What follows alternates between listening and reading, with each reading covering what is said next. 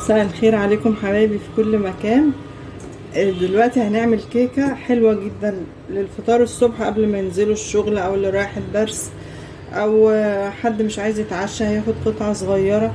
طبعا هي الميزة فيها ان هي فيها البيض وفيها السمنة او الزيت وفيها الدقيق وفيها السكر، يعني برضو تعتبر حاجة مفيدة لو حد هينزل الصبح ومالوش نفس يفطر.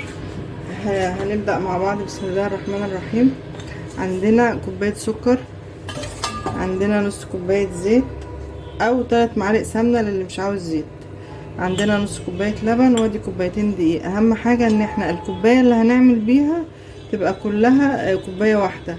اي كوباية عندك انت عايزة تستعمليها، المهم ان هي نفس المعيار تعايري بيه كله. وعندنا 3 بيضات، وعندنا بيكنج باودر، وعندنا الفانيليا. اسهل كيكة لاي حد يعملها، كل البنات الصغيرين حتى البنات الصغيرين ممكن يعملوها. طبعا انتوا كلكم اشطر مني اكيد يعني، بس انا بدور على الحاجه السهله. الاول هنضرب الحاجات السهله كلها مع بعض. ده البيض،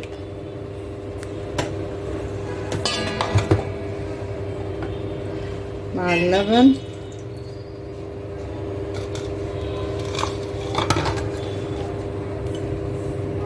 مع الزيت.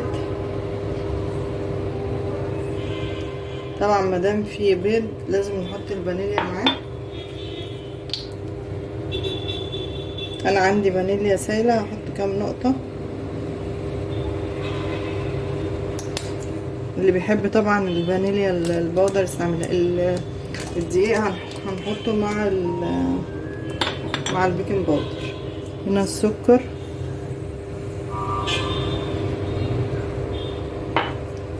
دول هنضربهم كويس جدا لحد لما السكر والبيض يختلطوا مع بعض.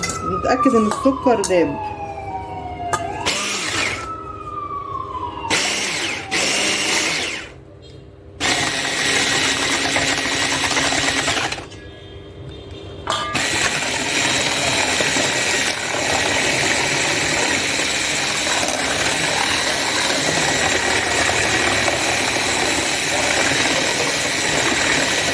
هنضرب فيه لحد لما نتأكد ان السكر داب خالص.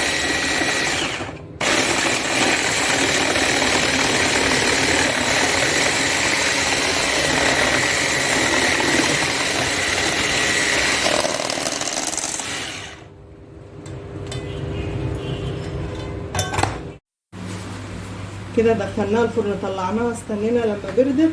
معانا احلى كيكه. شايفين نفشه شايفين اسفنجيه.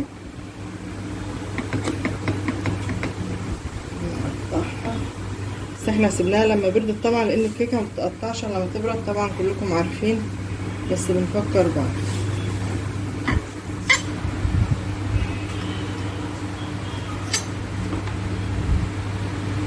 شايفه الكيكه؟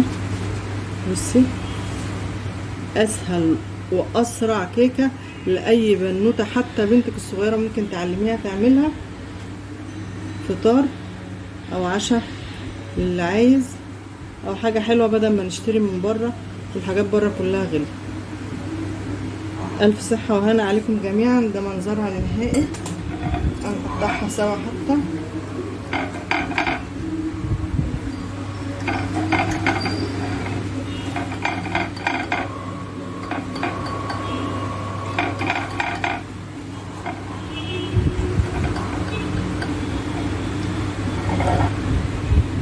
اجمل كيكه، واكيد انتوا بتعملوا اجمل منها. خلونا مع بعض كلنا نتعلم. اللي عندها فكره جديده تقول لنا عليها. في كيكات تانية طبعا هنعملها مع بعض اكيد في وقت تاني.